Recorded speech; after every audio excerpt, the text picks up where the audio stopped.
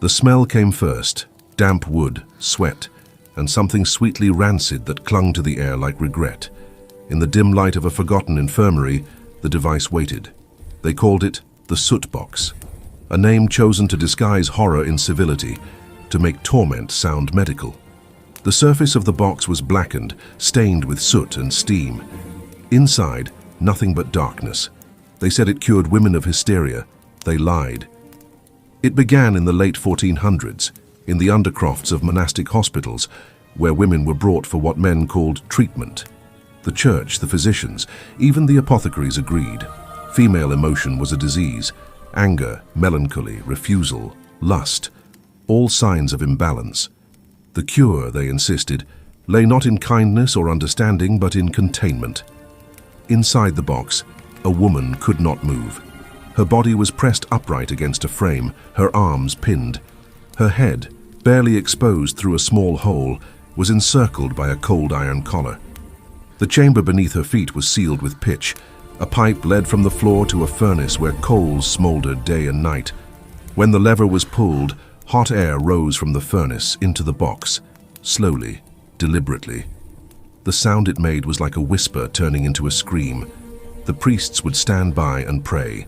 The physicians would take notes, writing in Latin that the spirit of madness departs through sweat. But those who survived long enough to speak after said otherwise. They said the walls whispered back. They said they could smell their sanity burning before their flesh ever did. One woman's record remains.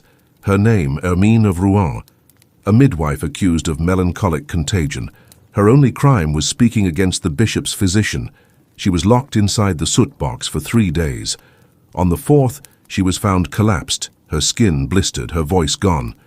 The physician declared her cured, but she never spoke again. Her clothes reeked of damp wood and despair. That smell haunted the infirmary for months. No matter how many candles were burned, it would not fade. But here lies the most chilling detail. Every woman who entered the box signed a confession before doing so. They confessed not to crimes of violence or heresy, but to feeling too much. It was called mercy. It was called science. It was called progress. Yet behind closed doors, the healers watched as the human mind unraveled. They studied the tremors, the hallucinations, the faint sobs that turned into laughter.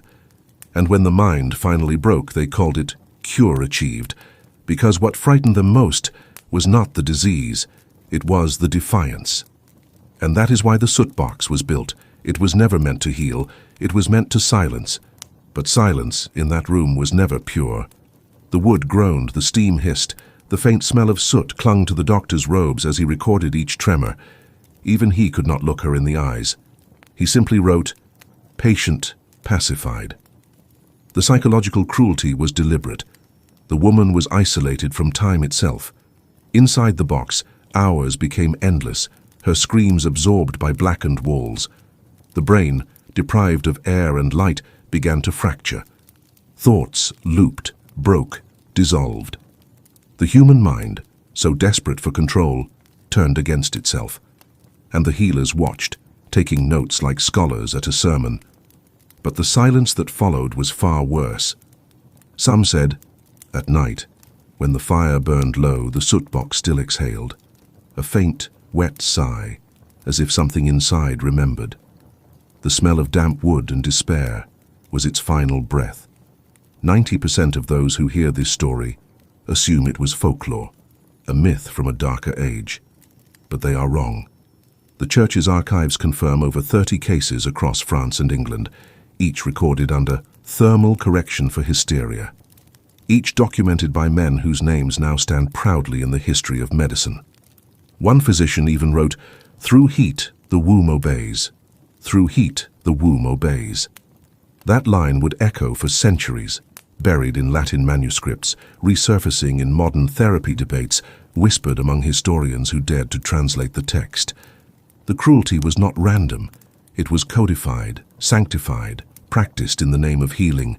And yet, the deeper you dig into those records, the clearer the truth becomes. These men were not scientists.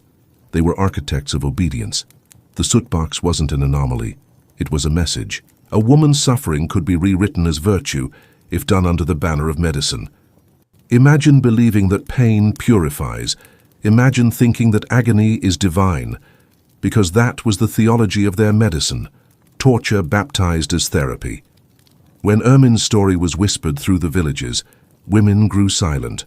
The threat was invisible but absolute. Speak too much, feel too deeply, and the box awaits. The soot box became a myth to the people, a cautionary shape in the mind. But to the physicians it became a success story, replicated, refined, improved. They built smaller boxes, more efficient, easier to conceal, the madness of mercy, made portable. What happened when one physician turned the device upon his own wife would haunt Europe for decades. The consequence of his experiment tore through the fragile facade of reason and gave birth to something far more monstrous. Now, let us begin. It happened in the winter of 1492, cold enough to turn breath into ghosts. The physician's name was Dr. Alaric de Montvert, a scholar of anatomy and a man of impossible pride. He believed the soul could be measured through suffering. His lectures drew nobles and monks alike, each eager to witness what he called the reclamation of obedience. But behind the academic theatre there was another stage. In his cellar stood a smaller soot box, sleeker, curved like a coffin built for standing. His assistants called it the Ember Cradle. He called it Version 2. He claimed it could cure hysteria faster. The subject was his wife. Her name was Céline, 30 years old, once a singer in Rouen cathedral choir. To him she was brilliant, passionate, too passionate. Her laughter interrupted his lectures. Her questions embarrassed his peers. Her refusal to kneel during evening prayers was, to the physician, proof of possession by emotion. He wrote in his notes, "Her eyes resist harmony. Correction required." The neighbors heard the sounds that night, chains clinking, a wooden groan, something between a sob and a prayer. But none dared interfere. Alaric de Montvert was a respected man, a healer of noble patients. To accuse him would be to blaspheme against the Church's science. Inside the cellar, Céline stood naked within the box. Her feet rested on iron plates slick with condensation. He tightened the collar around her throat, leaving only her face exposed. Her eyes, wide, trembling, met his. He said softly, "This will make you whole again." He shut the door. The furnace below came alive with a metallic cough. Heat crept upward, slow, methodical. Within minutes, steam condensed on the inside walls, dripping onto her skin. Her breath became shallow, her vision flickered with black spots. And still, he took notes. Each spasm was recorded. Each plea for mercy was categorized as psychic excretion. When her voice failed, he paused only to adjust the valve. The sound of hissing filled the room like serpents whispering from the dark. Then something unexpected happened. She began to sing. A single note, broken, gasping, escaped through the slit of the door, a hymn she once sang in church. Her voice trembled, melted, cracked, but it would not stop. It was no longer a song of faith, it was defiance. The physician froze. The assistant stepped back. The sound carried through the cellar like a haunting benediction. He slammed the valve shut. Too late. The pressure inside surged. Steam burst from the seams. The smell of damp wood and despair flooded the room, thicker now, mixed with the sharp sting of scorched metal. When the box was opened, she was still upright. Her skin slick with condensation, her eyes glassy yet unbroken. She was alive, barely, but something in her mind had fractured. She no longer spoke, only sang, low, wordless tones that made even the monks uneasy. They said she had been purified, but to Alaric it was failure. The box had not tamed her, it had transformed her. She was not obedient, she was other.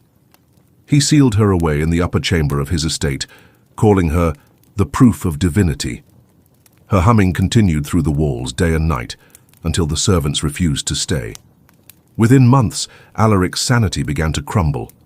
He claimed to hear her voice in his lectures, whispering between his words, finishing his sentences. He stopped eating, stopped sleeping, muttering that she was in the wood grain of his desk, in the soot under his nails.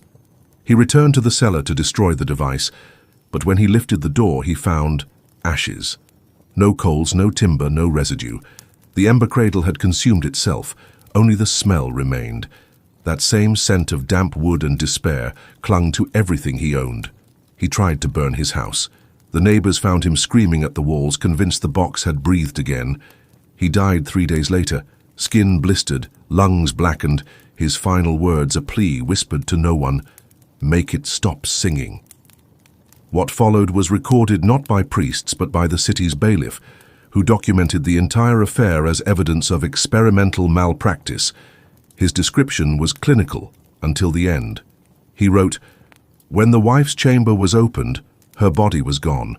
Only a layer of soot remained. The walls were warm to the touch." That report vanished from official archives within the year, but fragments survived, buried in footnotes of ecclesiastical records smuggled by scribes too curious to obey. One note, scribbled in the margin, reads, "The smell lingers still." Think about that. That smell, centuries old, recorded by hand in ink, immortalized in the quiet horror of someone who didn't even see it happen, just felt it. Because that's how psychological torture survives. It doesn't end with the body, it inhabits the memory. The church quietly banned the soot box thereafter, not for moral reasons, but because it became unmanageable. Too many patients vanished. Too many physicians broke under the weight of their own cures. And yet, the idea endured. The philosophy behind it, that women's emotions could be extracted like venom, remained. By the 16th century, similar devices reappeared in German asylums. No soot this time, just padded walls, straps, silence, a more refined cruelty. They replaced heat with stillness, fire with absence. But the purpose stayed the same, to erase defiance, to burn the voice without flame. Some historians trace the lineage directly, the soot box to the ember cradle to early sensory isolation chambers. The same obsession, different tools. What we call therapy today once began as control, and every time a voice was silenced, the world called it healing. But here's what almost no one knows. One of Alaric de Montvert's surviving assistants, a man named Gervais Lorne, fled to Italy after the scandal. There he continued his master's work under a new name, translating the blueprints of the box into Latin manuscripts that would later inspire the Venetian steam chambers of penance. You've probably never heard of those, but you will.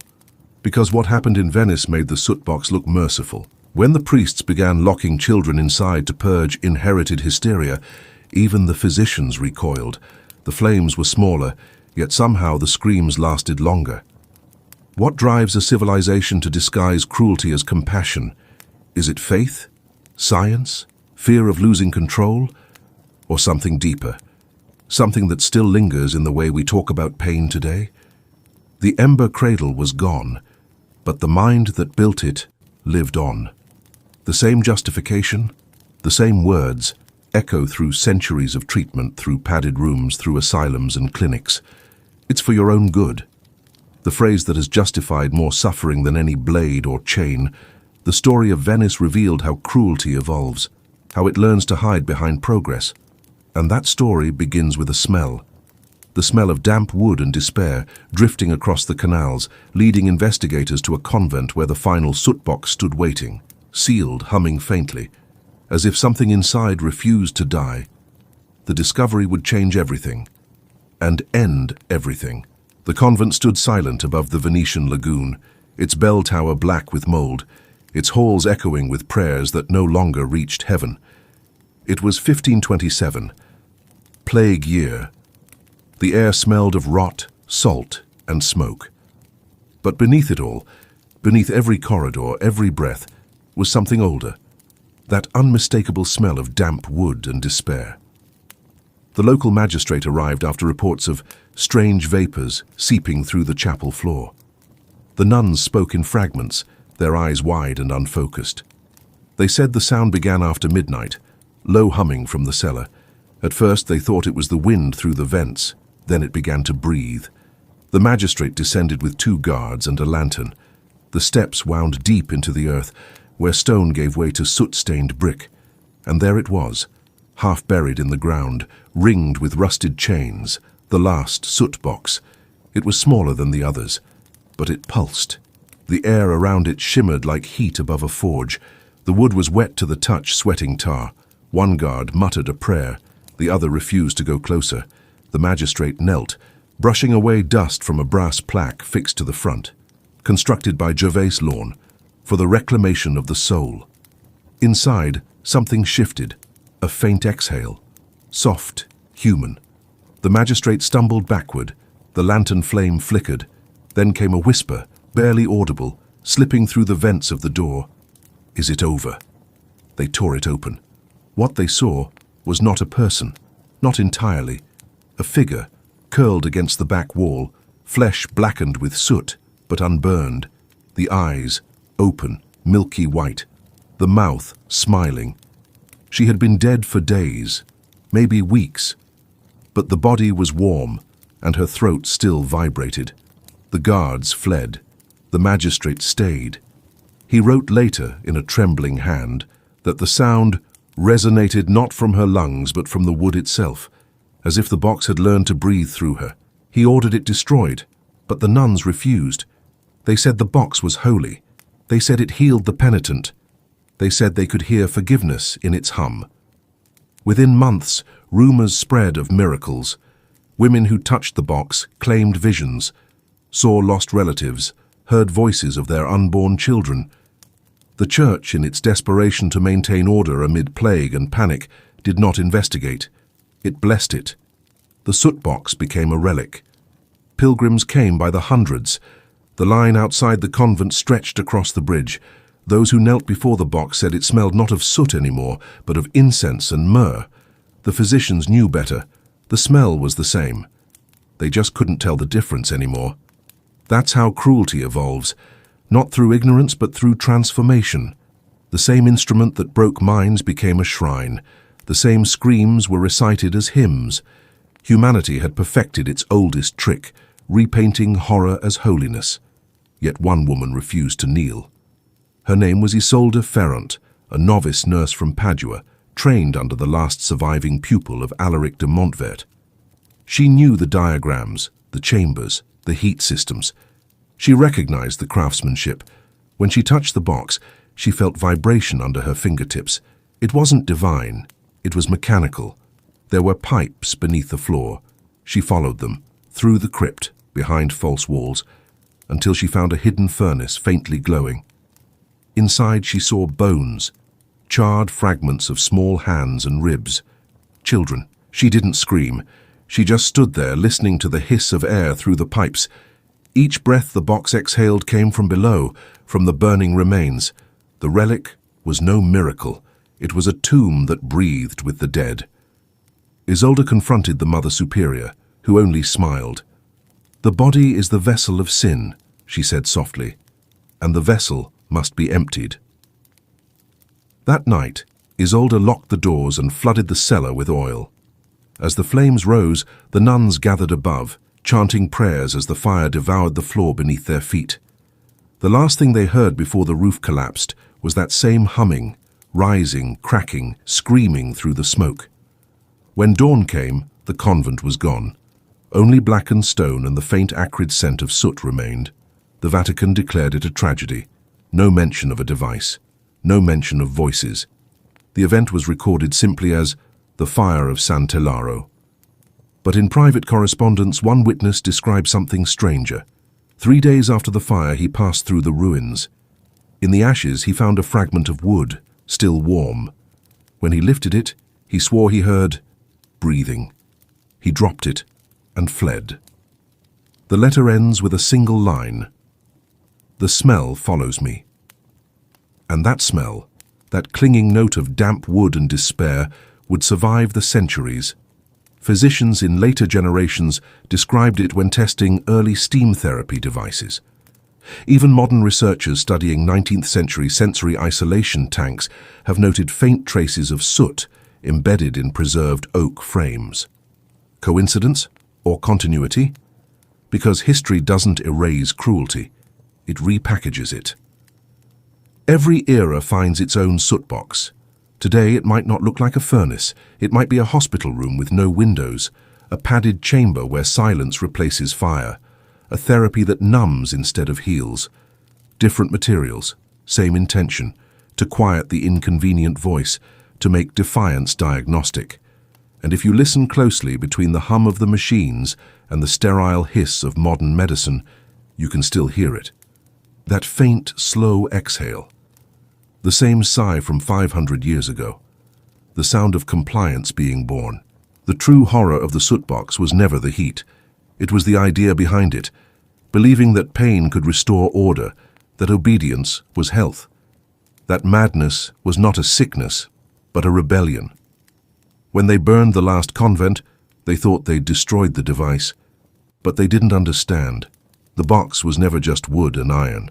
It was a method, a way of thinking, to control through cure, to erase through mercy.